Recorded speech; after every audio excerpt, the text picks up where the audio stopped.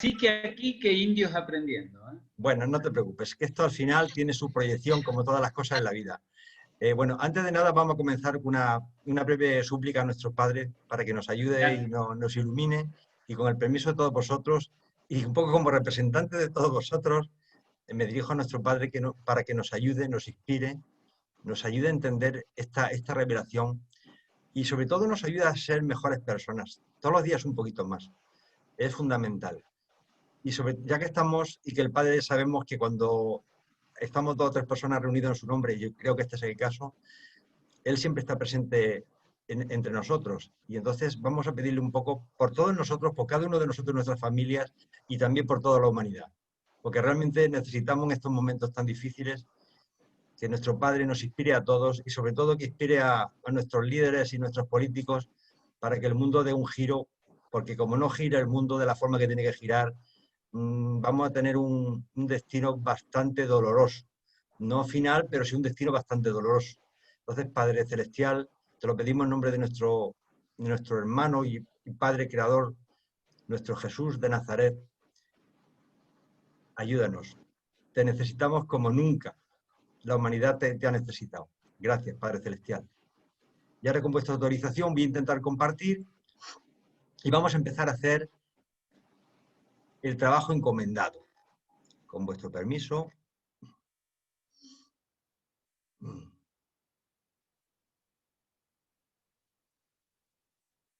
Bueno, me propuso Mario algo que yo al principio tuve que coger casi al diccionario porque no sabía lo que era. ¿Cómo era? Convers, conversatorio. Bueno, esa palabra aquí nosotros no la utilizamos en España nunca. Pero vamos, ya entendí lo que significaba. Dialogar entre nosotros y hablar sobre un tema con profundidad, pero haciéndolo entre todos.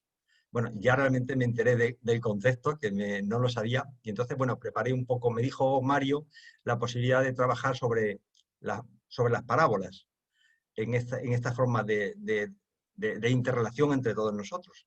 Bien, yo he elegido una parábola, podría haber elegido cualquiera, pero particularmente a mí esta es una que me llega realmente al corazón, y es la parábola del hijo perdido.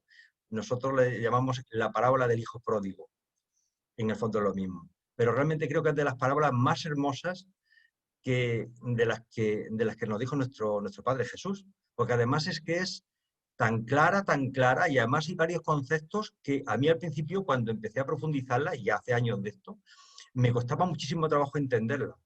Me costó mucho trabajo entenderla. No lo que pasaba con su hijo, con el hijo pródigo, sino con el segundo hermano, el que se quedó.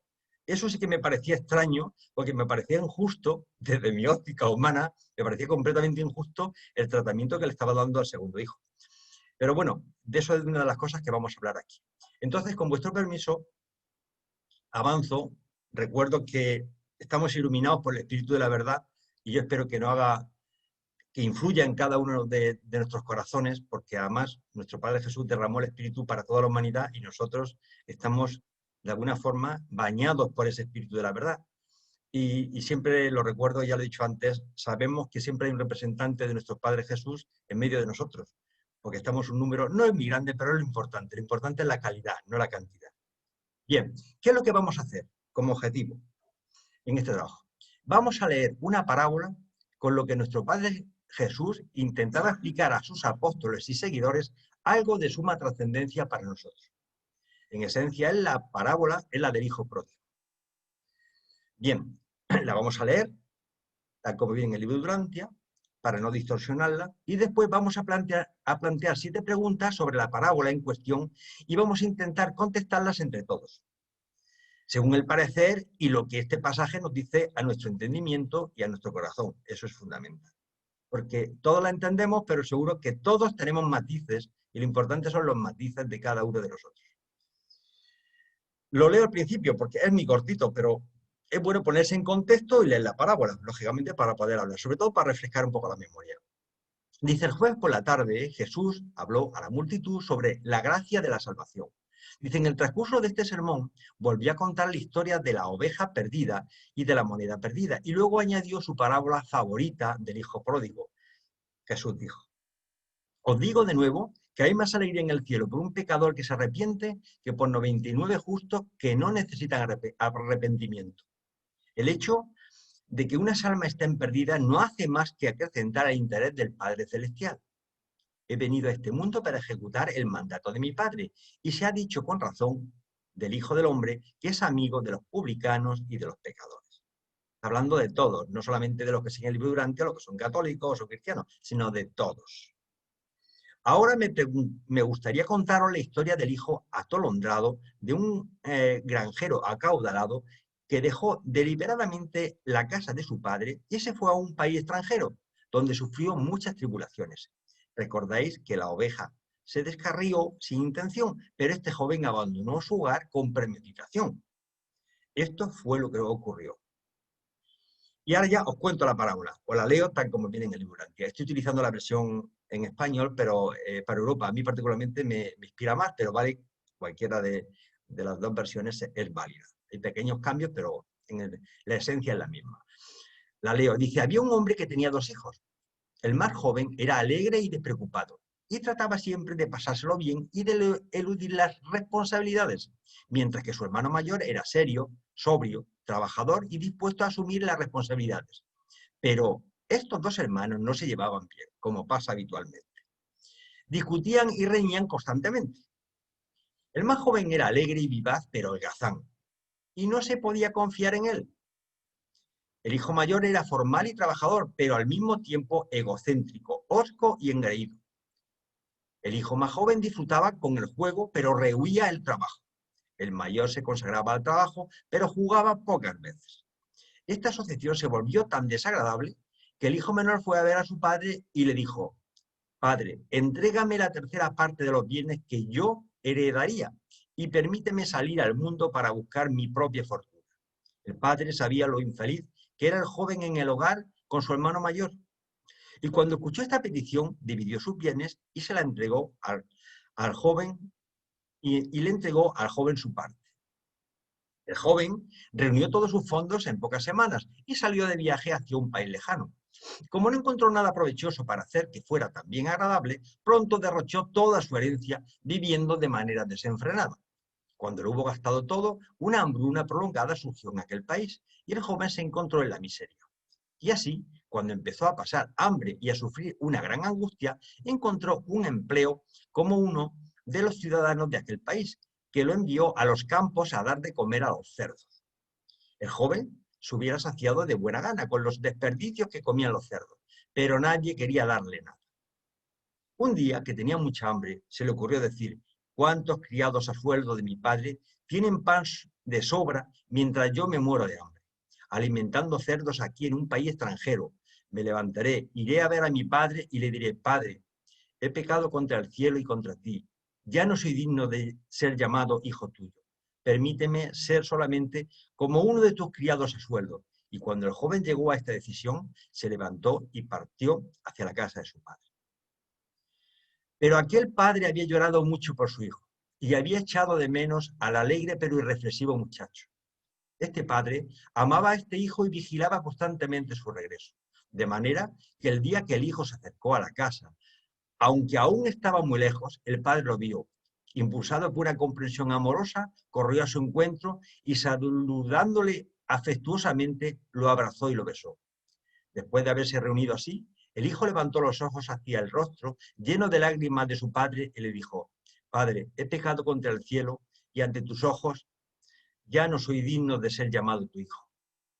Pero el joven no tuvo la posibilidad de terminar su confesión, porque el padre, lleno de alegría, dijo a los criados, que para entonces habían llegado corriendo, traed enseguida su mejor vestido, aquel que guardé, y ponéselo, y poned en su mano el anillo de hijo, y buscad unas sandalias para sus pies. Luego, después de que el feliz padre hubiera llevado hasta la casa al muchacho cansado y con los pies doloridos, dijo a sus criados, traed el ternero engordado y matadlo, comamos y divirtámonos, porque este hijo mío estaba muerto y vive de nuevo, estaba perdido y lo he encontrado. Y todos se reunieron alrededor del padre para regocijarse con él por la restitución de su hijo. En ese momento, mientras lo estaban celebrando, El hijo mayor regresó de su trabajo cotidiano en el campo y al acercarse a casa escuchó la música y el baile. Cuando llegó a la puerta de atrás, llamó a uno de los criados y le preguntó por el significado de toda esta celebración. El criado dijo entonces: tu hermano perdido desde hace mucho tiempo ha regresado al hogar y tu padre ha matado el ternero engordado para regocijarse porque su hijo ha regresado sano y salvo. Entra para que puedas saludar también a tu hermano y acogerlo a su vuelta a la casa de tu padre. Pero cuando el hermano mayor escuchó esto, se sintió tan herido y enojado que no quiso entrar en la casa. Cuando su padre se enteró de su resentimiento por la bienvenida que le había dado a su hermano menor, salió para rogarle que entrara. Pero el hijo mayor no quiso ceder a la persuasión de su padre y le contestó diciendo, y es importante lo que dice: te he servido aquí durante todos estos años sin transgredir nunca el más pequeño de tus mandamientos. Y sin embargo, nunca me has dado ni siquiera un cabrito para poder divertirme con mis amigos. He permanecido aquí para cuidarte todos estos años y nunca has dado una fiesta por mi servicio fiel. Pero cuando regresa ese hijo tuyo, dice ese hijo tuyo, ni siquiera, dice, después de haber malgastado tu fortuna con las prostitutas, te apresuras a matar el ternero engordado y a festejar su regreso. Como este padre amaba realmente a sus dos hijos, intentó razonar con el mayor. Dice, pero hijo mío, has estado conmigo todo este tiempo y todo lo que poseo es tuyo. Hubieras podido coger un cabrito en cualquier momento que hubieras hecho amigos con quienes compartir tu alegría. Pero ahora es sencillamente apropiado que te unas a mí en la alegría y el regocijo por el regreso de tu hermano. Piensa en ello, hijo mío. Tu hermano se había perdido y ha sido encontrado. Ha regresado vivo a nosotros. Esta fue una de las parábolas más conmovedoras y eficaces de todas las que Jesús presentó para convencer a sus oyentes de la buena voluntad del Padre en recibir a todos los que intentan entrar en el reino de los cielos. A mí realmente también me llegó al corazón y honestamente me planteó muchísimas dudas sobre la justicia y la misericordia. Leo esto último y ya comenzamos. Dice, Jesús era muy aficionado a contar estas tres historias al mismo tiempo. Presentaba la historia de la oveja perdida para mostrar que cuando los hombres se desvían involuntariamente del camino de la vida, el Padre tiene presentes a estos hijos perdidos y sale con sus hijos, los verdaderos pastores del rebaño, a buscar a las ovejas perdidas. Luego, Jesús se lanzaba a contar esta parábola del hijo perdido, la acogida del pródigo que regresa, para mostrar cuán completo es el restablecimiento del hijo perdido en la casa y en el corazón de su padre. Durante sus años de enseñanza, Jesús contó y volvió a contar muchísimas veces esta historia del hijo pródigo. Esta parábola y la historia del buen samaritano eran sus medios preferidos para enseñar el amor del Padre y las buenas relaciones de los hombres. Bien. Vamos a empezar os voy a hacer 7 preguntas y intentar que las contestéis vosotros, si sois tan amables. Y me vais diciendo un poco lo que pensáis al respecto. Fijaros antes de comenzar que voy a hacer una pequeña reflexión. Jesús en este pasaje realmente se salta la ley mosaica. Es decir, va contra la ley porque realmente un hijo no puede, un hijo judío no puede heredar hasta que su padre muera.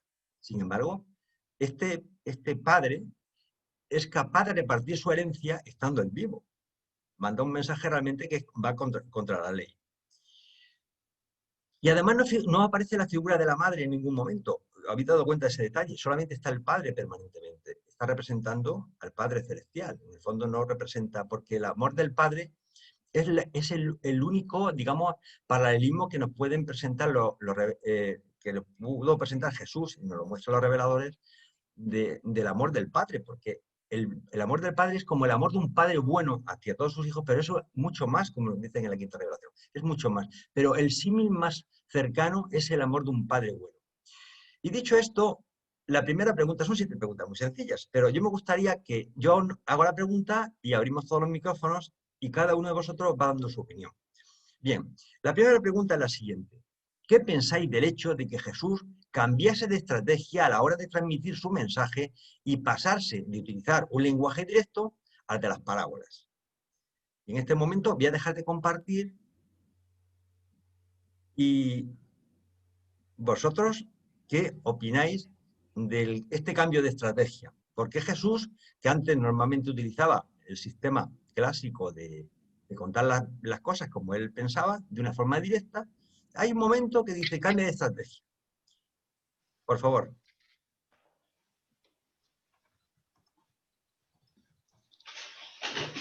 ¿Nadie se anima a dar el primer paso? Si me permiten, Por yo favor, estaba Nubia. esperando que alguien hablara. Dale, Nubia. Bueno, yo pienso que, acuérdese que él estaba enseñando para, bueno, 3 millones y pico de mundos que habían habitado hasta ese momento. Y para no solamente esa generación, sino las venideras. Entonces, seguramente cambió su técnica con el ánimo de, con la sabiduría, más bien, de saber que con esa parábola la entienden aquí, mañana y en Cafarnaún y hoy. O sea, pienso yo que porque esa parábola le llega a todo el mundo porque le llega y sigue siendo muy válida. Eso en cuanto a la pregunta de que por qué cambió. Sin embargo, hay un puntico ahí que a mí me gustaría notar, pero más adelante esperar que contestan los demás. Bueno, gracias, Nubia. Para mí, como participante y colaborador de este evento, siempre me agradaron mucho las parábolas. Y la parábola deriva del griego parabolé, término que significa específicamente una comparación. Una parábola es un relato corto, con forma de historia sencilla, como lo hacía Jesús, real, y nunca rondaba la fantasía, mediante la cual nuestro creador, indudablemente, establece una comparación desde mi punto de vista. Igual que sucede en tal caso, así sucede en tal otro. Esa sería la comparación.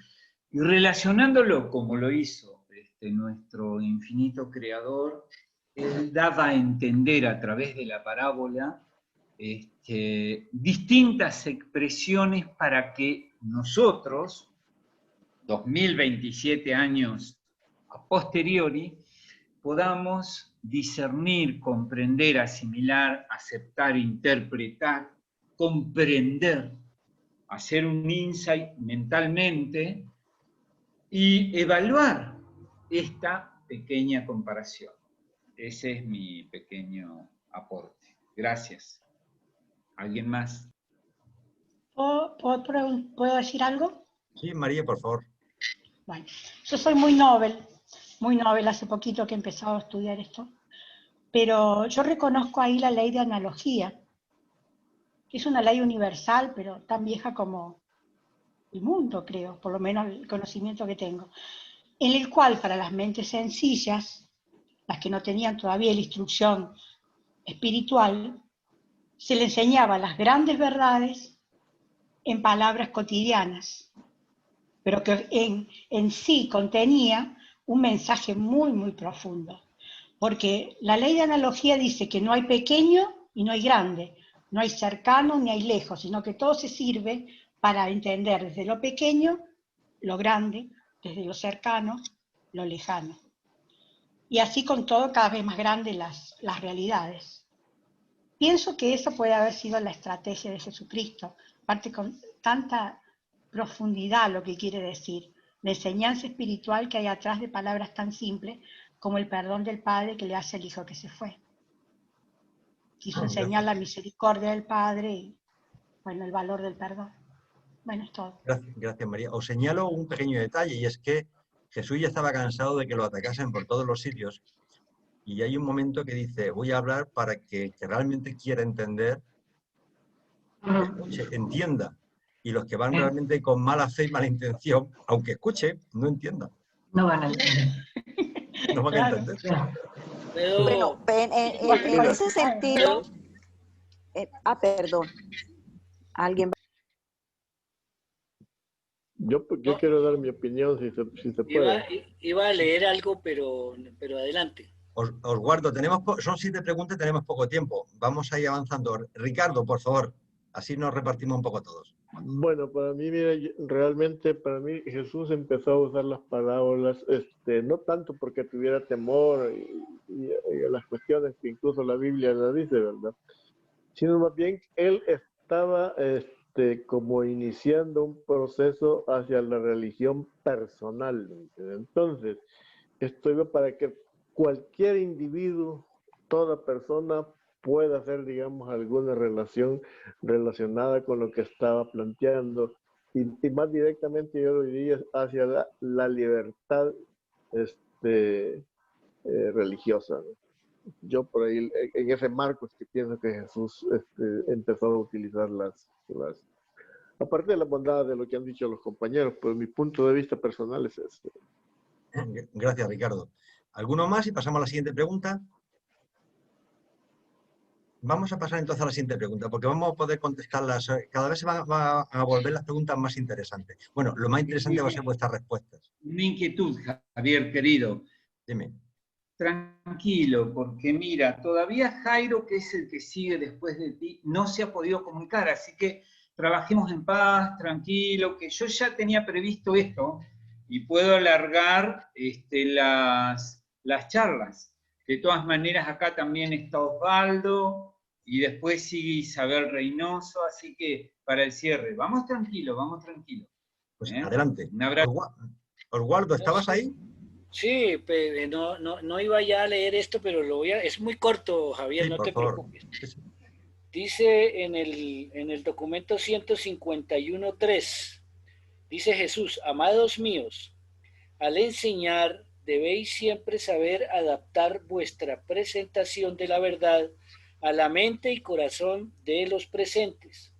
Cuando os halláis frente a una muchedumbre de intelectos y temperamentos variados, no podéis hablar palabras diferentes para cada tipo de oyente, pero sí podéis contar una historia que transmita vuestras enseñanzas. Ya eso únicamente. Ese es el principio pedagógico de la parábola. Es una concepción realmente maravillosa. Efectivamente, está hablando para todos y si no, dependiendo si estamos con técnicos tendríamos que hablar de una forma, si estamos con poetas con otras, si estamos con gente muy llana, muy sencilla y campo de otra. Y esto lo entendemos todos. Tanto los que somos más sencillas como los que... Efectivamente, es así. ¿Alguna voz más que se quiera manifestar? Bien, pues entonces, con vuestra autorización, voy a seguir compartiendo y vamos a pasar a la segunda pregunta.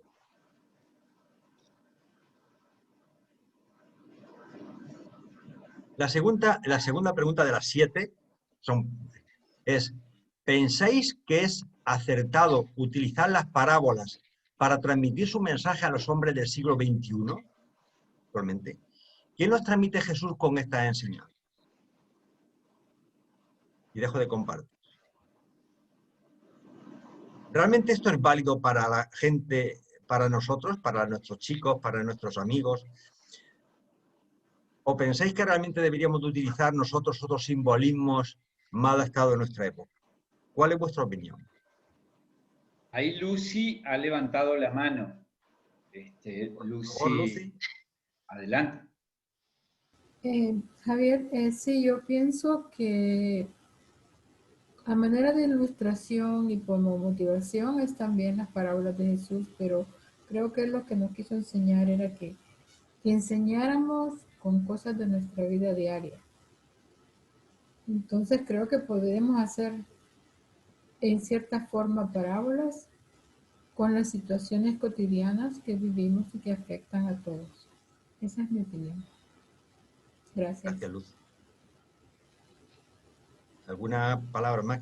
¿Alguno que se quiera manifestar? Sí, si puedo, Javier. Siempre se puede, Osvaldo, siempre se puede. Bueno, vale. No, lo que quiero decir es que yo he podido concluir que la revelación actual la quinta revelación, utiliza de manera escrita, textual, el mismo método que utilizó Jesús.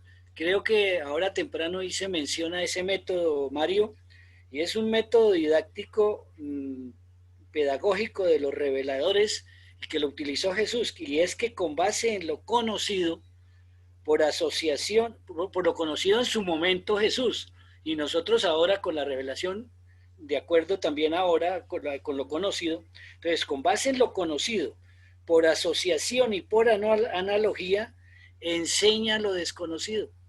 Eso es. Gracias. ¿Alguna opinión más? Y si no, vamos a empezar con las preguntas más interesantes. Las dos primeras serán para entrar en calor nada más. Ahora entran las interesantes.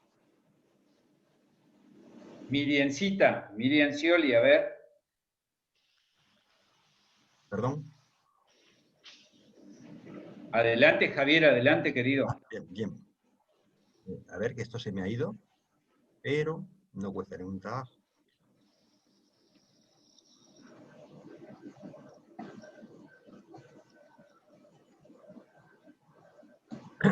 La tercera pregunta, para todos.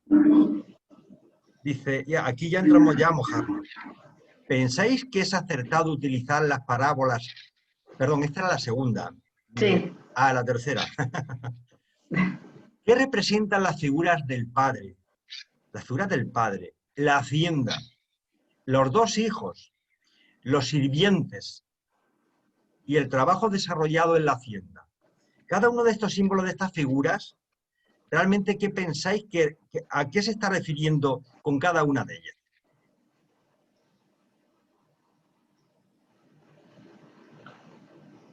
Empiezo yo, el Padre es muy fácil, lógicamente se está dirigiendo a Dios Padre, nuestro Padre Celestial. Eso está claro. Pero esos dos hijos, tanto uno como el otro, ¿podéis poner algún ejemplo? Es uno que cumple todo, que hace lo que le mandan, responsable, trabajador, luchador, algo osco, que se lleva muy mal con el otro, que es un hombre alegre, despreocupado, que no trabaja, que exige nada más, y encima exige la hacienda. ¿Qué es la hacienda? ¿A qué hacienda se está refiriendo? ¿Cuál es el plan del padre? Esos ayudantes que tiene el padre, que van ahí también, que están a su lado, ¿quiénes son? ¿Qué podéis aportar vosotros sobre esos símbolos?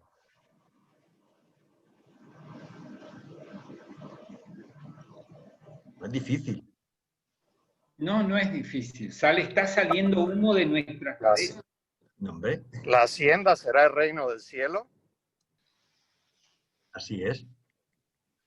La hacienda es el reino del cielo. Bien, teacher de Bolivia, ¿eh? Oye, una cuestión, Javier. Yo tenía entendido, según lo que he leído, que la parábola representa una verdad espiritual, ¿verdad? Porque el peligro que se corre, eso ya es un poco de deducción mía, que se puede caer en una alegoría, ¿no? Es decir, ¿qué significa esto? El significado. Es como inquietud más que otra cosa. Ricardo, tienes toda la razón del mundo. No podemos caer en alegorías, porque además nos previenen sobre ese tema, precisamente.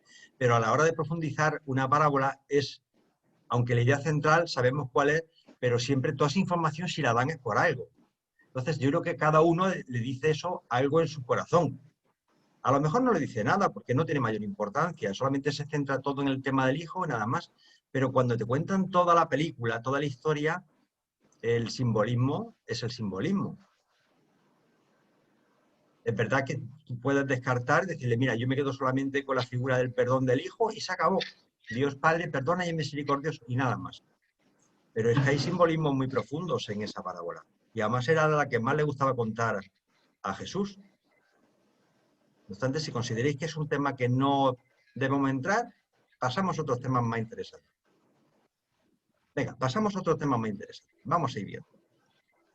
Pero, ¿por qué no explica lo de los hijos? ¿Quiénes serían? No, vamos a ver, vamos a ver, cuando hablo, hay dos hijos, cada uno con una actitud en la vida. Sí. Yo, por ejemplo, hablo personalmente, y esto es por mí, lo que yo pienso, lo que a mí la parábola me dice, pero es lo que me dice a mí, no necesariamente lo que le decía a cualquier otra persona. Yo al hijo que se marcha lo entiendo más como estas personas, pues que, bueno, pues que realmente de la vida lo que quieren es disfrutar la vida, se van a gastarse el dinero, realmente no le dan mayor importancia y abandonan el proyecto del padre y se dedican a disfrutar de la vida. Hasta que hay un momento que se dan cuenta de que realmente por ese camino es un camino de perdición, que realmente no produce ni satisfacción ni alegría y necesitan el calor y el amor del padre y la seguridad de trabajar en el proyecto del padre. Así lo enfoco yo.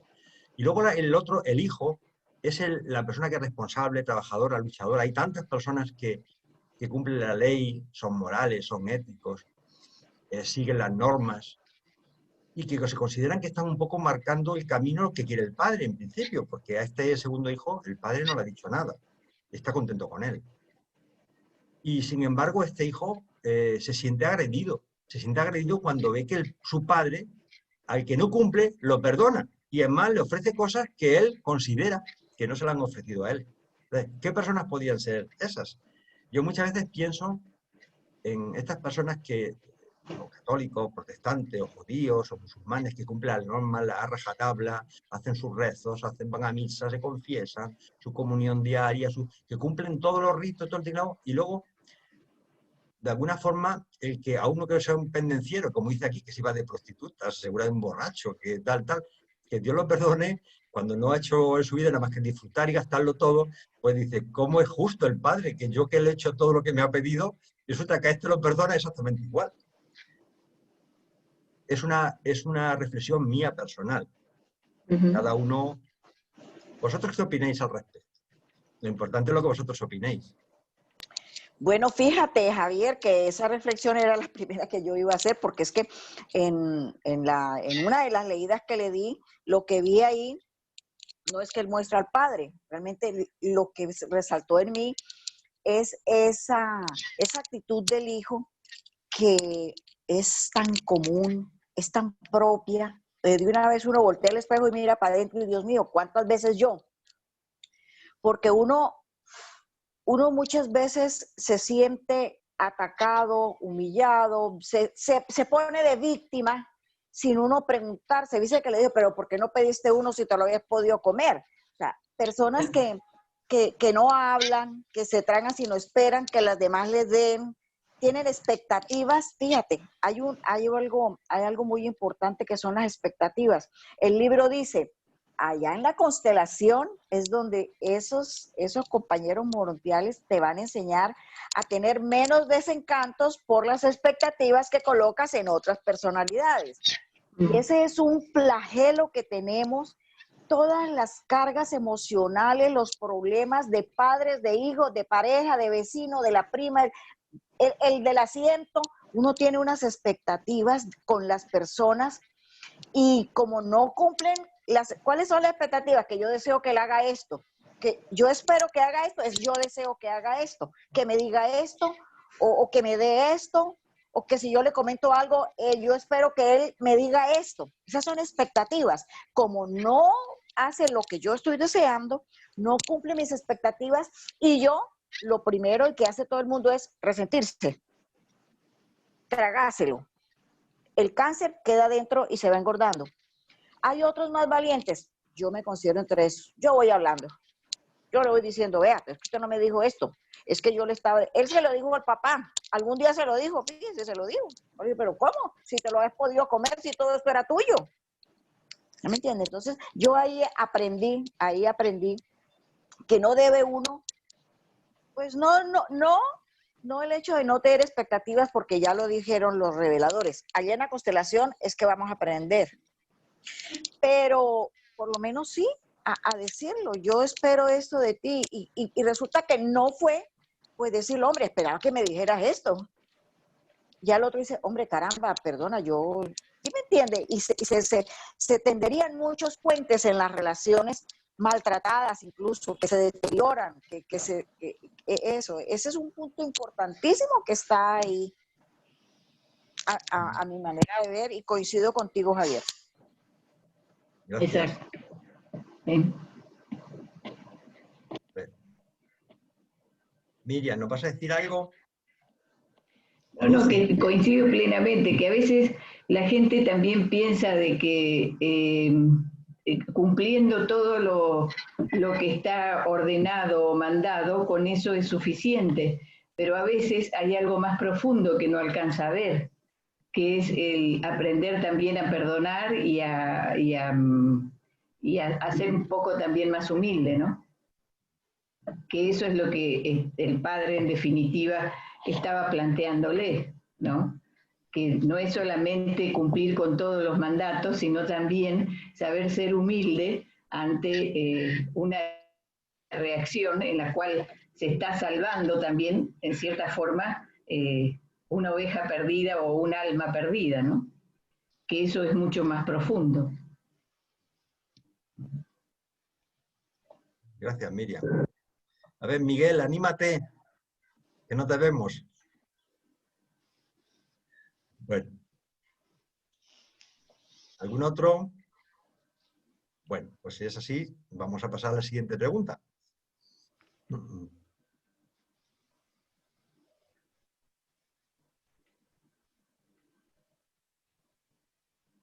La cuarta pregunta es muy sencilla. ¿A quién pensáis vosotros que va dirigida esta parábola?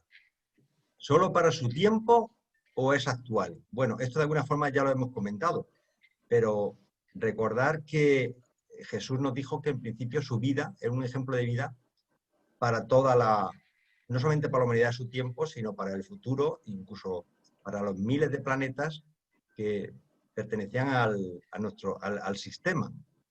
Con lo cual, la pregunta esta casi la contesta él, pero realmente, yo me gustaría saber si realmente con esta simbología, que deja de compartir, con esta simbología, realmente podemos avanzar algo entre nuestros hermanos, porque desgraciadamente nuestros hijos que crecen en las ciudades ya no saben ni lo que es un pastor, no han visto una oveja nunca, ni una vaca, y prácticamente eso de un huerto, el trabajo en el campo casi no lo entienden.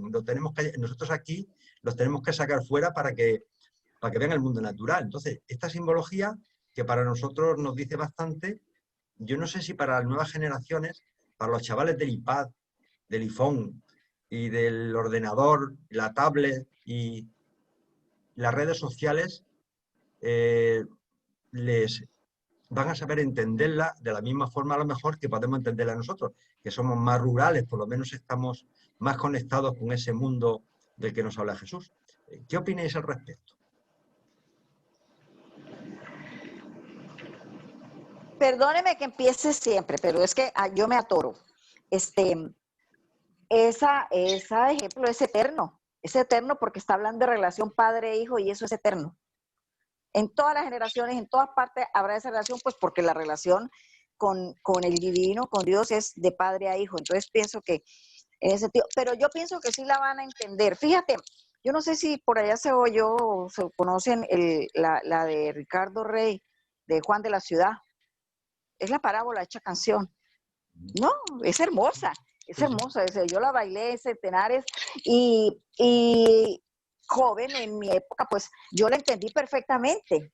Después tuve hijos y me hizo llorar. Y déjame decirte, ahorita que tuve que cerrar, mi hijo me llamaba, mi hijo está en Madrid. Y esa canción, no exactamente la parábola, ¿no? Pero lo que es la canción, me encuentra porque él está allá, tiene 2 años y medio y ahora lo esperábamos, la pandemia y el cobra le dio COVID, ahora no pudo venir. ¿Ya me entiende? Entonces, y ahorita me llama, mamá, estoy triste. Entonces, esa relación, eso, y la hija lógicamente anda toda celosa, ¿no? Porque ella siente que con ella no fue así. Entonces, yo pienso que es eterna y los milenios, mis hijos son milenios, y los hijos de ellos la van a entender porque es sencilla y es eterna, es una verdad eterna, es una relación eterna. ¿Alguna opinión más? Voy a hacer de abogado del diablo. Vamos a ver. No todas las familias tienen un padre bueno. Es decir, muchas familias, muchos niños se encuentran unos que no tienen padre, no han conocido a su padre.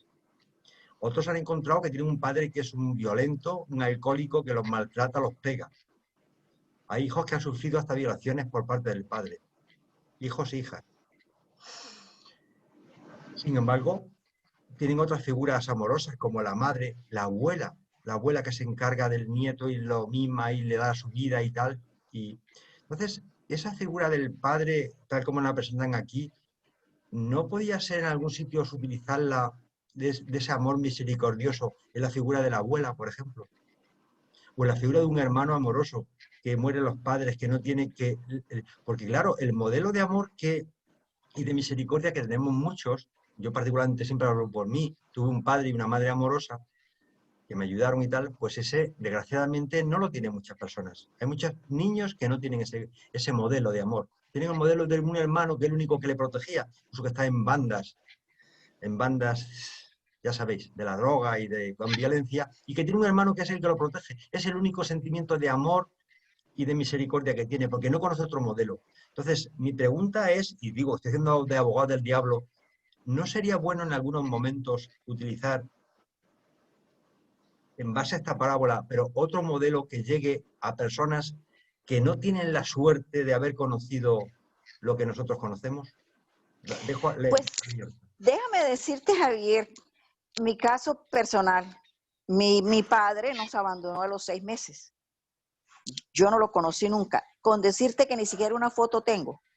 A los 11 años conocí que tenía papá, obviamente.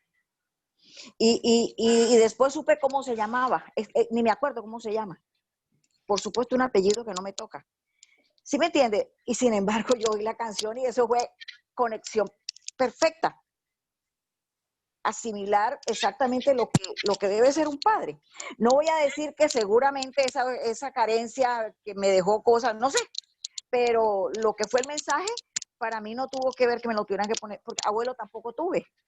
El abuelo murió, pues por supuesto, materno, ¿no? Porque paterno, ni idea. Y materno, antes de nacer yo ya se había muerto. Amén de tíos. Figura masculina no hubo porque mi familia es una familia matriarcal, pura mujer.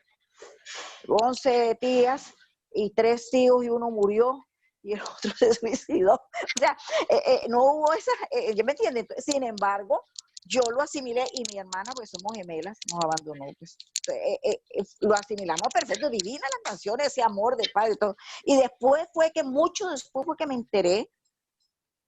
Y yo cuando leí asimilé, ay, pero es que conocí primero la canción de Juan de la Ciudad. Y yo leí la parábola y ves que es igual, esa misma emoción de ese amor, de lo que es un padre, y luego vivirlo. Yo no sé, pero tú tienes razón, hay muchas carencias y se pueden, no todo le va tan bien como a mí, y pudiera de pronto hacer alguna analogía con las personas con que lo pudieran suplir, digo yo. Gracias, Nubia. Venga, animaros, alguna opinión más. Valientes y no pasa nada. Yo recuerdo que, por ejemplo, hablando con unas amistades que conocí en Cuba, desgraciadamente, las chicas jóvenes pues se quedan embarazadas muy jóvenes, muy jóvenes. Y además, desgraciadamente, suelen abortar prácticamente la primera vez. Esto suele ser una triste realidad. Y el que se hace realmente cargo del niño o de la niña suele ser la abuelita, que es la que lo cría, que la madre, pues bueno, se dedica a trabajar, no tiene tiempo, está con otra pareja y al final siempre acaban, los que cuidan realmente son las abuelas. Esto es información también muy segregada, de lo que van contando de la gente que yo he conocido, les digo, en Cuba y en Santo Domingo, básicamente, pero no necesariamente es así en todos los casos, como podéis comprender. Entonces, muchas veces a lo mejor explicarle a una persona el amor del padre, la capacidad de perdón y que vuelva, a lo mejor el modelo es decirle, igual que tu abuela te trató a ti, que te acogió cuando tus padres te abandonaron y te alimentó y te protegió y hasta que murió la abuela, así ese es el Padre Celestial. Porque no han conocido un padre, desgraciadamente, ni a una madre bien, pues porque no todo el mundo tiene. En la favela, vosotros lo sabéis, en Brasil, desgraciadamente un montón de niños de la calle, que viven robando, malcriándose y tal, pues porque no tienen familia ni donde acogerse. Y el símbolo de amor más grande que tiene muchas veces es un coleguilla suyo, un amigo, que no es ni siquiera una familia. Entonces el concepto de esas personas, llevarle, que experimenten un poco, que sepan un poco acercarse un poco a la misericordia y al amor, pues como no le pongas un ejemplo de ese tipo, difícilmente lo van a entender. Porque si es como tu padre, dirá, mi padre, que era un alcohólico, que me pegaba todas unas palizas por la noche, que hasta me han violado y tal. ¿Cómo me dice a mi padre? Vamos, lo maldigo. Entonces, yo creo que ahí, bueno, estoy haciendo de abogado del diablo un poco para intentar que os animéis. Quiero Venga. decir algo. ¿Puedo decir algo? Por favor, María. Por favor. Yo en mi vida profesional tuve que tratar, pues soy psicopedagoga, tuve que tratar con eso que usted habla. O sea, generalmente pocas personas tienen imágenes de padre buena y tienen malas experiencias de vida. Pero entonces yo digo, ¿cómo le podés enseñar a niños o a jóvenes dolidos o, bueno, desastrosos en la vida esta parábola? Entonces, explicar tal vez que la figura del padre represente el amor. Y que sea la abuela, la madre, la hermana, la amiga, la vecina, con la persona que establece el contacto. Y así la persona empieza a sanar. Porque si le mostrás los patrones, digamos, familiares, que a veces están tan rotos, a veces es un problema para la persona poder sanar ese disturbio. Gracias, María, gracias. Venga. Venga, Marta, dinos algo, que tú yo sé que nos quieres decir, contar algo. Hola, buenas tardes aquí en Bogotá y para todos un cordial saludo. No, yo estoy escuchando atentamente, me encanta escuchar porque uno ve enfoques distintos, ¿no? Me conmueve mucho esta parábola, de hecho es de las que me gusta más de todas las de Jesús, porque yo veo que esa vigencia se mantiene. Cuando yo no tenía el concepto LU ni estaba estudiando, no entendía por qué me gustaba, pero porque era siempre aplicaba a todo lo que uno veía en su casa. Y lo que me doy cuenta es que la verdad realmente no tiene tiempo, la verdad existe en este universo y en todos. Que la capacidad de poder decidir si voy en la voluntad de mi padre o no también existe en todos lados. No sé la libertad en otros universos, pero en esta es impresionante. Fíjate que aquí los dos hermanos, el uno fue más obediente que el otro y eso se presenta, ¿no? Me encanta lo que dice Nubia de forjar puentes, de tender puentes, perdón. Y me encanta escuchar que el esquema familiar que acaba de hablar Mayra, perdón, es también, se mantiene, ¿no? Y cómo dolorosamente la familia se resquebraja frente a nosotros y más en este momento en que sí o sí una de las tendencias universales es ataquen la familia, que el aborto, que la mamá se va a trabajar, que el papá ya no se conoce por los testimonios que se escuchan, o al revés, o que la abuelita en lugar de consentir y malcriar es la que tiene que educar. Entonces, bueno, pero aquí lo importante, o sea, lo que a mí más me conmueve de todo lo que he escuchado y que como que me quedó súper claro es que frente a esa desobediencia, frente a esa rebeldía, frente al sufrimiento y esa necesidad que se vive hoy también, caramba, siempre se presenta ese amor, ese cariño, esa misericordia del Padre, ¿no? Es como lo que yo capto, digamos, es como yo la he interiorizado y que aquí pues la he reafirmado, es todo lo que pensaba sobre esto. Gracias. Gracias, Marta. Dime, Oswaldo, todo tuyo. Yo creo que una de las situaciones que ha tenido que vivir a través de la historia de la evolución del ser humano en el planeta es la disfuncionalidad familiar. Hay mucha familia disfuncional y eso se debe a las diferencias de clases, a las diferencias políticas, a la evolución que ha tenido nuestro planeta. Desafortunadamente hablamos nosotros de países del tercer mundo, de países de intermedios y de países altamente desarrollados y cosas así, y las desigualdades son las que han venido marcando nuestra historia. Y obviamente esas desigualdades se reflejan en las familias. y obviamente se reflejan en muchas situaciones personales, la violencia, lo que decía ahorita Marta con respecto a que hay violencia inclusive por diferencias raciales, por bobadas como mantenemos hablando y viviendo en este planeta. Esto me hace recordar algo que dijo Javier en algún momento en otra charla y que a mí me llamó mucho la atención. No sé si lo recuerdes, Javier, cuando tú me decías, bueno, ¿qué vamos a hacer cuando estemos en los mundos de Moroncia y de los 619 mundos de este sistema, apenas hablando del sistema, se nos empiezan a aparecer un montón de seres que también están resucitando allá, unos chiquiticos con ojos grandes, con ojos bajitos, otros de 3 metros de altura, otros que asustan y otros se asustan con nosotros. O sea, es entender eso que hemos venido hablando y es el amor universal. Entonces yo creo que estas parábolas de Jesús nos están enseñando es a eso, a reconocer el amor de nuestro Padre y a reconocernos nosotros como hermanos, no solamente en este planeta, sino incluso con la gente de afuera, pero hay que empezar por nuestro planeta. Es lo que decía Nubia también al comienzo de la charla hoy cuando empezó Javier, y es nuestro trabajo personal, es transmitir el amor de nuestro Padre, es enseñar ese amor, es acabar con esas diferencias de alguna manera. Y ese será nuestro granito, porque yo creo que no alcanzamos a mucho en estos próximos 1000 años. Ya nosotros no alcanzamos sino a dejar una semillita, pero ese es el destino de nuestra raza con todos los problemas que pueda tener este planeta decimal, de lo cual hablábamos también ahora hace poco. Entonces, creo eso. Hay que sobreponernos a esa situación, Javier. Tú decías en otra ocasión, recuerdo mucho, Javier, que tú hablabas, ¿qué vamos a hacer ahorita si nosotros tuviéramos la oportunidad de hacer lo que hizo nuestro Padre Jesús y salir y coger al primer habitante de calle aquí en Bogotá, por ejemplo, habitante de calle, y ir a lavarle los pies y hablarle de Dios? ¿Somos nosotros capaces, los seres humanos, de hacer eso y de romper todos los paradigmas y de acabar las diferencias raciales, las diferencias sociales?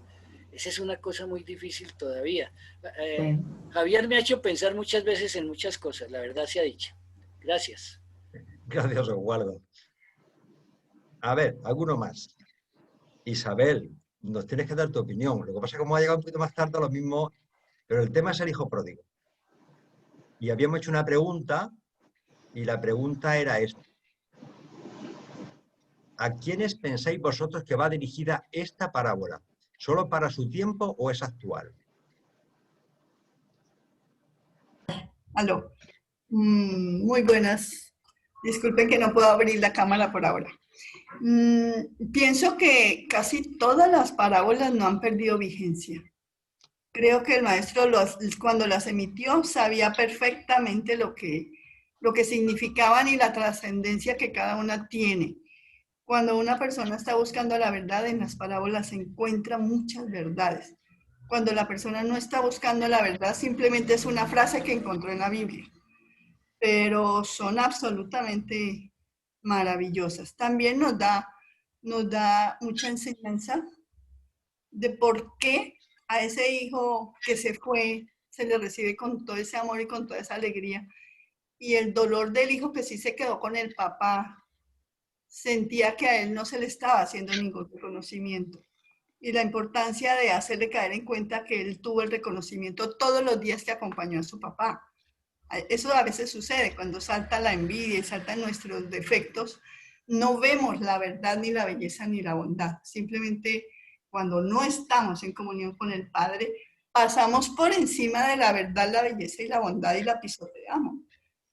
Para mí las parábolas siempre tendrán vigencia en nuestro planeta, creo yo. Bueno, cuando lleguemos a luz y de vida, si es que llegamos a verlo nosotros, que lo vemos tan lejos, creo que ya no serán necesarias, creo yo. Gracias, Isabel. ¿Alguna opinión más al respecto? Alejandro, no te has manifestado en ningún momento, de Perú. Y ahí entró Jairito también, Javier. Ah, bueno, pues Jairo. Hola, ¿qué Venga, tal? es verdad, Jairo. Venga, anímate. Bueno, buenas tardes. Ahí está Buenas. Alejandro y luego Venga. opinaré yo. Adelante, Alejandro. Gracias. Buenas, ¿qué tal? Yo pienso que estas parábolas no son solamente para el tiempo de Jesús, y no solamente para el tiempo de ahora, sino son para la eternidad, como en algún momento lo dijo Nubia, no solamente para nosotros, sino para el universo entero, porque yo creo que son atemporales.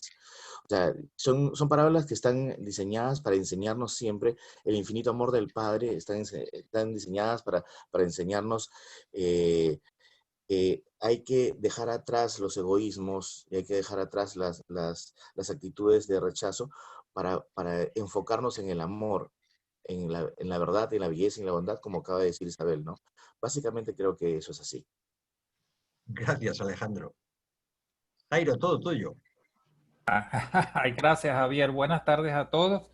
Tuve un lapsus mentis con la hora. Me disculpan, por favor.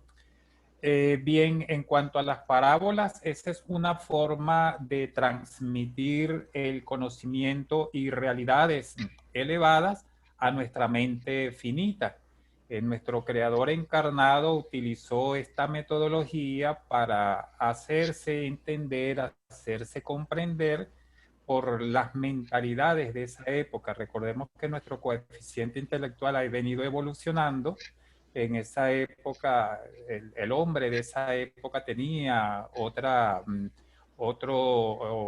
expansión intelectual y había que hacerse entender, hacerle entender estas verdades que son sempiternas de una manera que le fuera asequible y acorde con su época. Y observen que todavía no han perdido vigencias. El hijo que se siente que no es reconocido, pues eso forma parte de nuestro ego. Nuestro ego siempre reclama reconocimiento, proclamación, honores, parte de las vanidades de este mundo. Y de eso no estamos exentos ninguno. Algunas veces se nos infla el ego espiritual y creemos que, o nos damos a entender, o llegamos a pensar que en un grupo somos indispensables, que el grupo no podría caminar sin nosotros, no podría subsistir. Eso es parte de esa mentira del ego que siembra en nuestras mentes. Siempre debemos estar pendiente de esos procesos mentales, de esos mecanismos mentales y tratar de comprenderlos para contrarrestarlos. La parábola como metodología de enseñanza nunca pierde vigencia. Y excelentemente expuesta por lo que pude captar al momento de entrar, excelentemente expuesta por los participantes. Gracias, Javier. Gracias, Jairo. Bueno, nos quedan dos preguntitas. Si sois vamos a ir pasándolas, pues tampoco para no alargarnos.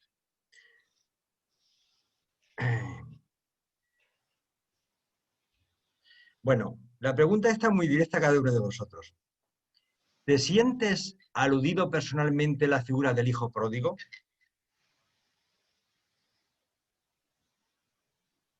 Yo, honestamente, empezando, porque siempre tiene que haber uno que dar el empujón, me siento también, creo que en un momento de mi vida me sentí como el hijo pródigo aceptado, porque no siempre uno ha estado tan inspirado con el libro Durantia y ha sido uno más, digamos, comprometido con lo que uno piensa y lee, sino que uno seguía unos cuestionamientos que lo recibió desde cuando era un niño, pero luego no tenía que ver la práctica con las creencias. Entonces, yo creo que a mí particularmente me he dado cuenta de que el hecho de llevar a la práctica esta enseñanza es fundamental. Entonces, pienso que en un momento me sentí acogido, ¿no? Que recibí ese perdón misericordioso y del que inicialmente yo consideraba que no había capacidad de perdón, porque pensaba que, ¿cómo te iban a perdonar sobre tantas tonterías que había hecho en la vida y que no merecía la pena el perdón, y sin embargo, a mí particularmente me sirvió al leer esta parábola de que independientemente de lo que hayas hecho en tu vida, o de las cosas que, no que hayas hecho mal, sino incluso de las cosas que no has hecho, que deberías haber hecho, que muchas veces pecamos más por dejadez que por acción, pues que sabes que al final, si vas sinceramente al Padre y se lo pides con absoluta sinceridad, sabes que el Padre te va a perdonar y además como si no hubiera pasado nada. Es decir, te repones como si no hubiera pasado nada. Y eso a mí particularmente me sirvió mucho para empezar otra vez la situación de partida sin tener que dar cuentas y sentir complejos, sin sentir sentimiento de culpabilidad. Es decir, tus pecados están perdonados, pero hasta olvidaos. Es que no me había acordado de lo que has hecho. Es que lo importante es lo que hagas de ahora en adelante. Y a mí particularmente me sirvió. Yo no sé si a vosotros, ¿qué opináis al respecto? Venga, algún pecador más, porque parece que el único pecador soy yo. Bueno, déjame anotarme de segundo en esa cola. Todos ángeles aquí con alas. Digamos me pide el tercer grupo de turno. Digamos que estamos haciendo cola en el confesionario. No hace falta que sea una comisión pública. Solamente vuestro parecer. Claro. Me hago un sí. ahí. Ay, ok. Bueno, nosotros recorremos todas esas sendas, la senda del hijo pródigo, la senda del hijo que por temor al padre no quiso arriesgar sus talentos, aquel que los arriesgó y le dieron fruto, aquel que los dio y arriesgó.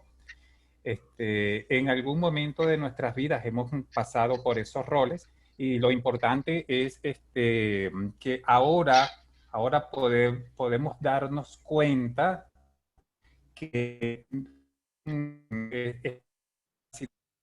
perdón de nuestro creador en Jesús de Nazaret, el Padre Universal, y que la misericordia es infinita, la misericordia divina es infinita. Siempre habrá momento para el perdón sin reprimendas. Nosotros no partimos del hecho del karma, de una deuda por lo que hicimos. Lo que haya que pagar en los mundos de mansión se pagará, lo que haya que enmendar se enmendará, pero siempre debemos tener presente esa dádiva de lo que es el perdón y que hayamos hecho lo que hayamos hecho, por más grande y perjudicial que sea, si nuestro arrepentimiento es sincero, si nuestras ganas de cambio, nuestra intención de cambio es sincera, esa intención por los canales de comunicación angelicales o divinos, esa información, esa intención llegará hasta donde tiene que llegar y será recibida, será oída y será respondida. De esa manera lo veo. Gracias, Javier. Adelante el segundo en confesarse. Tercera, Isabel. Bueno, muy interesante la pregunta, nos pones a pensar. Yo vivo 3 situaciones con respecto a esa pregunta. Una, cuando mi mamá se cambió de mi casa y se fue a vivir con otra hermana, yo me sentí como que había perdido a la mamá. Entonces volver a casa fue como sentirme como el hijo pródigo que volvía a casa. Mi mamá había estado conmigo siempre, pero por enfermedad tuvo que cambiar de ciudad y cambiar de clima y todo, y entonces me sentí como huérfana. Y cuando volví con ella, entonces se siente esa felicidad del reencuentro, que no fue de muchos años, pero sí es real. Luego tuve la experiencia de haber peleado con Dios 18 años, prácticamente. Nunca fui atea, pero le reclamaba todos los días a Dios por las injusticias que veía. Y cuando, después de leer Urantia más de 2 veces, de primera página a última, me he reconciliado con él.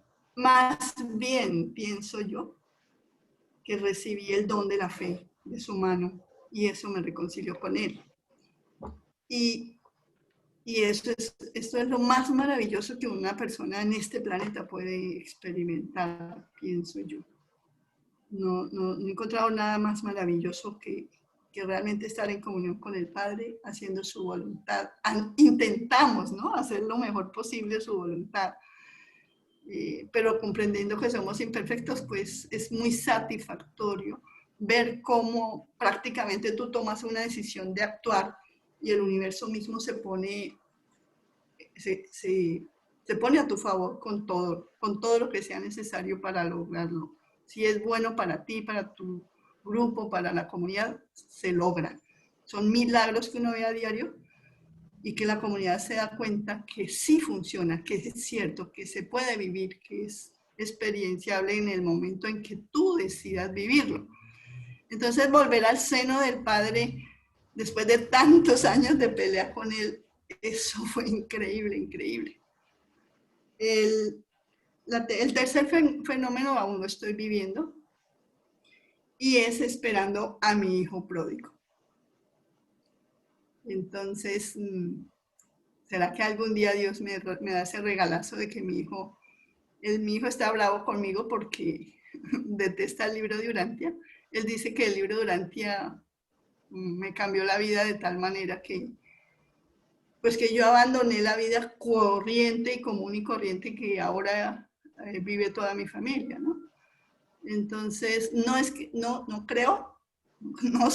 creo que no sea fanática, porque yo puedo estar en una reunión sin hablar del libro Urantia en ningún momento si no se presenta el tema.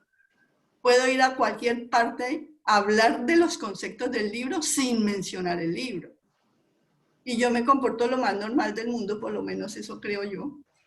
Pero lo que yo creo que él está detestando es el hecho de que antes de Urantia yo solo trabajaba por conseguir todo el dinero posible para poderle dar a mis 3 hijos el mayor bienestar posible, la mejor educación. Y eso es tal vez lo que ellos hoy no aceptan, que su mamá ya no ambicione dinero, que su mamá ya se conforma con... Yo digo que tengo mucho más de lo que necesito en este momento y es real, es real. Entonces, eso estoy esperando yo, que mi hijo algún día vuelva a los brazos de su mamá. Pero sin dolor, sin tristeza, sin angustia, sino bendiciéndolo cada día para que la luz del Padre le toque las fibras de su ser, de su alma, y ojalá le regale el don de la fe, que prácticamente yo se lo destruí por mis tantos años de pelea con Dios y porque les inculqué toda la teoría marxista-leninista. Entonces, creo que estoy pagando por mis faltas. Eso creo. No te preocupes, Isabel, que eso, desgraciadamente, lo sufrimos casi todos. De hecho, los míos me llaman, papá, ¿cómo va lo de la secta? Es decir, que eso es así. No obstante, ya sabemos cuál es el medicamento. Yo tengo un frasco de amor y misericordia por tonelada porque es lo único que nos sirve. Así es, el amor y la misericordia. Uy, no, con ello se viven todas las experiencias de virtudes, porque es tolerancia, paciencia, no, una cantidad de cosas increíbles que el Padre nos da la oportunidad de vivir. Así es. Así es, Isabel. Lucy ha levantado la mano, sí.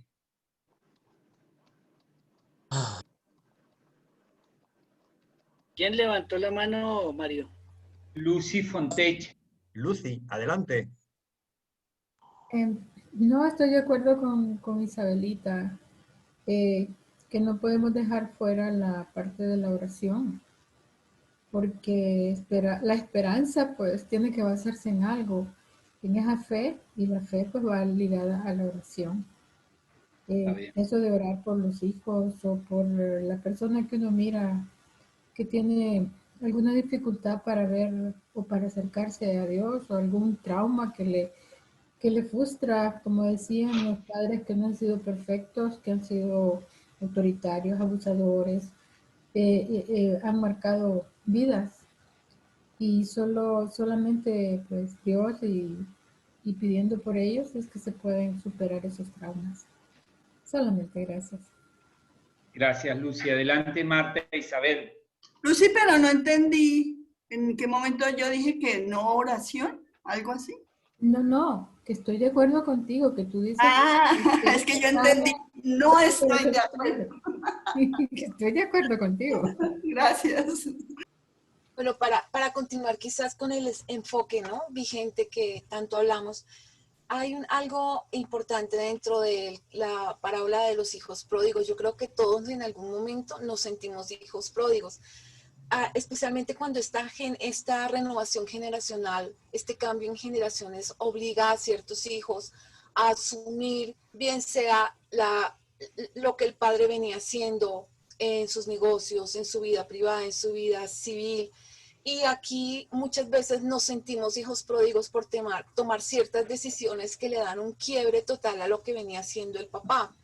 Ahí tan importante lo que dice Isabel y lo que han dicho todos ustedes, tratar uno de estar siempre buscando actuar dentro de la voluntad del Padre, que es lo más difícil, porque todos los días uno se equivoca y vuelve y se reenfoca, y a veces recorrer esos mismos caminos 2 o 3 veces hasta que uno da por donde es, no deja uno de sentirse hijo pródigo por ese lado.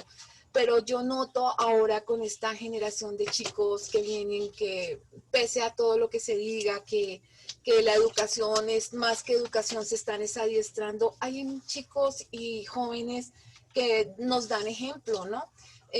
Yo pienso que esa cuna de ética, de fraternidad, como decía Javier, que de sus padres recibió mucho amor, es muy importante, porque uno a veces se le olvida eso, pero a veces se toman decisiones por el bien general y uno se siente hijo pródigo. Lo importante es cuando uno es hijo pródigo antes de Urantia y después de leer Urantia y entenderlo, ¿no? Porque uno sabe que no es tanto hablarlo, sino testimoniarlo.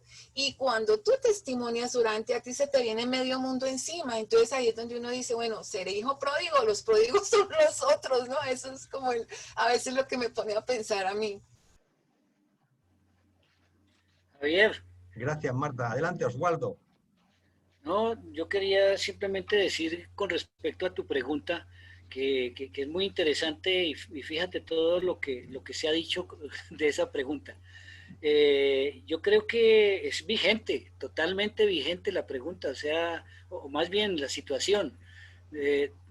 Sea que nosotros vivamos la experiencia de hijos pródigos frente a nuestra situación humana, o frente a nuestro Padre Universal, sentirnos como hijos pródigos en algún momento, o también lo que hemos vivido con nuestros hijos, como lo que contaba Isabelita. A mí me ha sorprendido hoy Isabelita, y de pronto ella, no sé si algún día aquí en la casa que vino hablamos de nuestros hijos. Yo tengo una hija que se comunica conmigo cada 5 años. Cuando peleamos son 5 años, entonces ya sé que hay que esperar que se completen los 5 años. Y aquí la estamos esperando, y lo mismo le pasa a Carmenza con los hijos, y de todas maneras pues uno tiene que aplicar lo que el amor del Padre nos ha venido enseñando a través de la realidad de la revelación, y aplicarlo en nuestras vidas. Hay errores que se cometen, como decía Isabelita, y de pronto uno sabe esos errores que se han cometido con los hijos, errores por circunstancias incluso, ¿ya? Caso de mi hija particularmente, ella quedó huérfana cuando tenía 11 años, porque a mi esposa la mataron en San José del Guaviare, en Colombia. La violencia me tocó muy de cerca, yo quedé viudo y con una hija de 11 años. Y convertirme en papá, mamá de ella fue muy difícil, y claro que ya ahora ella tiene 40 y pico de años y está bien formada educacionalmente, pero hay diferencias, y de todas maneras uno espera a los hijos así se hayan alejado. O sea, la situación mía es de que espero que esa hija pródiga regrese, como le pasa a Isabelita. Gracias. Gracias, Oswaldo. ¿Algunas palabritas más, o si no pasamos a la última pregunta? Porque yo creo que vamos cerrando, Javier. Sí, voy a compartir la última. Está Jairito con su conferencia de la síntesis. Gracias. Bien, la pregunta número 6 sería, ¿cómo justificas el comportamiento del hermano mayor? ¿Crees que sus argumentaciones son comprensibles?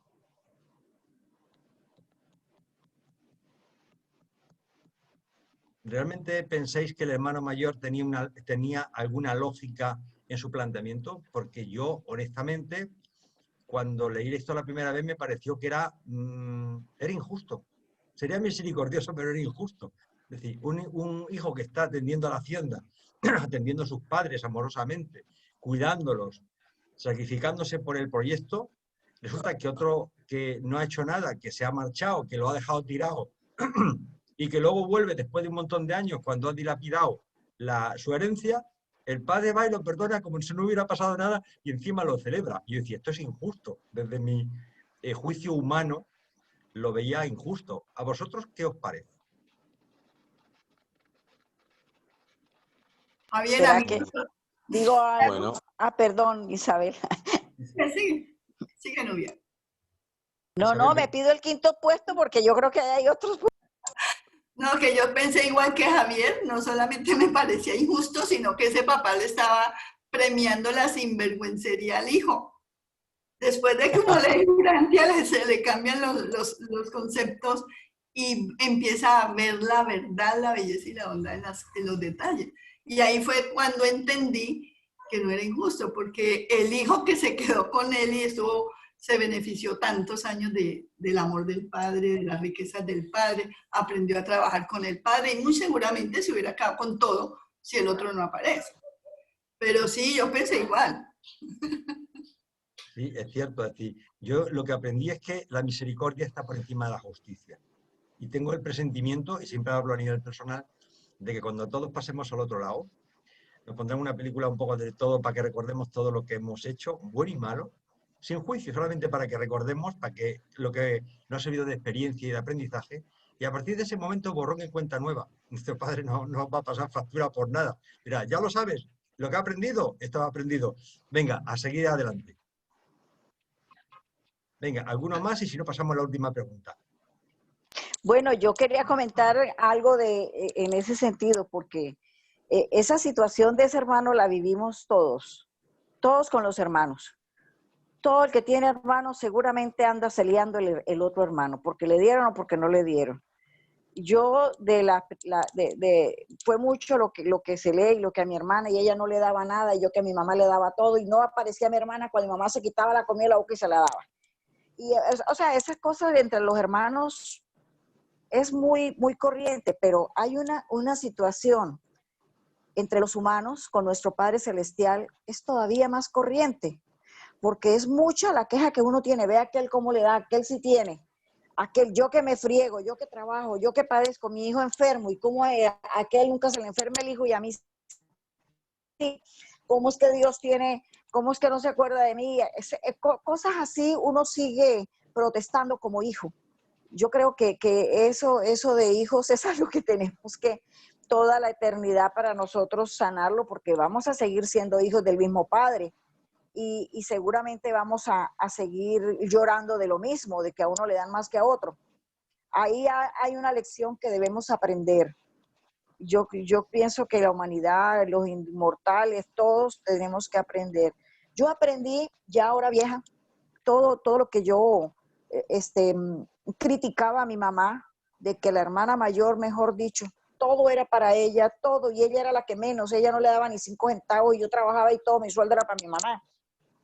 Y sin embargo, y una cantidad, ahora, ya con hijos, es que me doy cuenta que mi hermana era la que la llevaba a pasear, la que le pintaba las uñas, la que se sentaba a conversarle. Mi mamá le abría a ella y le contaba sus cosas. Sí, en la parte emocional, ella era su complemento. Entonces, ahí entiendo yo que había una conexión que nunca la tuvo conmigo, porque yo era gemela y para mí no existía sino mi hermana, y mi hermana, yo no existíamos sino las dos. Entonces, entendí parte por qué esa diferencia y esa preferencia y esas cosas. Posiblemente los humanos entendamos por qué a veces a uno les va mejor que a otros y uno cree que es que Dios los está tratando mejor a ellos que a uno. Tal vez allá en los otros mundos nosotros logremos entender, pienso, ¿no? Porque hace poquito, pues en la conferencia que vimos, yo creo que estabas ahí, de la del ateo, Javier. Sí, ahí lo de Ágora, en Ágora, sí. Ahí lo comentó, que como así que a los otros le va bien y a mí no, y Dios es bueno con unos y con otros no. ¿Es eso? Alejandro tiene la mano levantada. Ya Alejandro. le doy permiso. Sí, bueno. Ya habías terminado. Siempre manda la señora, sí. Siempre, Alejandro. Tómalo en cuenta. Sí, las mujeres siempre mandan. Eso ya me quedó claro desde hace muchos años. Ya cuando la mujer dice una cosa hay que callarse. En fin. Por favor, recordemos que los límites los marca la Madre Universal, donde llega la falda, hasta donde le llega la presencia, hasta ahí llegó el universo. Pero yo quiero decir lo siguiente. Miren, lo voy a decir como un chiste, ¿ya? Cuando Dios creó el mundo, ¿ya? Creó primero al hombre y le salió más o menos bien. Pero cuando creó a la mujer, se sobrelimitó. Hizo la cosa más extraordinaria, maravillosa, nos superó 100%. Por eso la mujer tiene para mí el mayor de las consideraciones, el mayor de los respetos y el mayor de los hombres. Venimos de una mujer, ¿ya? Somos los hijos siempre de una mujer y hemos amado tanto a nuestra madre, a nuestras hermanas y a nuestras hijas, como no respetarlas y considerarlas, para mí, lo primero del mundo. Bueno, pero viendo a la pregunta que estamos en este, yo creo que la palabra clave aquí es compartir. Y me remito al libro de Durantia, dice, hacer la voluntad de Dios es ni más ni menos que una exhibición de la disposición de la criatura a compartir. Compartir es semejante a Dios, es divino. Dios comparte todo con el Hijo Eterno y el Espíritu Infinito, y ellos a su vez comparten todas las cosas. Lo que quiero decir es lo siguiente, es que cuando uno no está basado en la espiritualidad, cuando uno no ha tenido la suerte, porque es una suerte extraordinaria poder compartir estas enseñanzas, esta revelación, uno está basado, ¿saben qué? En el egoísmo. Y entonces cuando viene tu mamá y le da un poquito más de repente a tu hermano, un poquito más al otro, entonces uno dice, pero ¿por qué a mí no me da lo mismo que a los demás? Y no es eso, es que simplemente no tenemos claro el hecho de que el creador del universo comparte absolutamente todo. Él ha creado un universo extraordinario y maravilloso, el cual todavía recién estamos empezando a conocer en este planeta, porque nos falta todo el camino, que son más o menos 200.000 millones de años hasta llegar al paraíso. Imagínense todo lo que nos falta recorrer. Y de ahí, y todo ese maravilloso universo con infinito amor, para que nosotros podamos conocer las maravillas de esta creación. Y no solamente eso, nos regala la vida, nos regala la posibilidad de ser lo suficientemente inteligentes para entender, para reconocernos nosotros mismos y para poder estudiar el universo, que es una maravilla maravillosa, valga la redundancia, ¿no? El hecho de la vida, el hecho de un día nuevo, el hecho que un pajarito cante, el hecho de podernos bañar con agua caliente, que es una maravilla, el hecho de dormir en sábanas limpias, es extraordinario. Cosas pequeñas, pero que son tan trascendentes e importantes. Yo la verdad vivo agradecido a Dios y le agradezco por permitirme compartir esta extraordinaria existencia que Él tiene conmigo, para que yo pueda a su vez ir aprendiendo y acercarme cada vez a esa maravilla que es hacer su voluntad y entregarme al amor infinito que Él ha creado para todos nosotros. Es así de simple. La palabra compartir es el secreto para mí. Gracias, Alejandro. Bueno, para evitar que no le dé un paro cardíaco a Mario, por el tiempo, vamos a pasar a la última pregunta. La voy a dejar planteada, no la vamos a contestar y nos vamos a despedir por respeto también al próximo ponente. Es que trabajando con vosotros da gusto porque el tiempo se pasa volando. Bien, la última pregunta, y la dejamos en el aire, sería la séptima. Sería, ¿crees que fue justa, injusta la postura del padre respecto a ambos hermanos? ¿Cómo la justificarías? En el fondo le hemos contestado. No vamos a abrir el turno de palabra porque hay que ser respetuoso con el siguiente, y ya lo que me falta es daros las gracias a todos por vuestra colaboración. Que Dios nuestro Padre Celestial nos bendiga a cada uno de nosotros y nos ayude a ser dignos de su paternidad y servicio. Y como Jesús se despedía siempre, que la paz de Dios sea con vosotros. Gracias, hermanos, por colaborar, sabiendo que nuestro Padre Celestial está en medio de nosotros y que de alguna forma nos ha escuchado a cada uno de nosotros. Gracias, hermanos. Amén. Lo dejo en tus manos. No, está bien. Gracias, Javier. Muchísimas gracias. Vamos a abrir los micrófonos y vamos a dar las gracias a Javier. Fíjate lo que dice una de nuestras visitantes, Lucy Fontevecchia, dice: gracias Javier porque esta modalidad es muy agradable. Cuando la gente participa y puede conversar y dar su expresión, su forma libre de pensamiento, agrada mucho, sinceramente te lo digo. Así que te agradecemos a vos, Javier, por haber estado junto a nosotros y por experimentar esta opción nueva, por así decirlo, que desde este pequeño grupo de estudiantes y de lectores del libro estamos, digamos, llevando adelante. Así que vamos a darle la bienvenida a nuestro querido hermano Jairo Miranda, que nos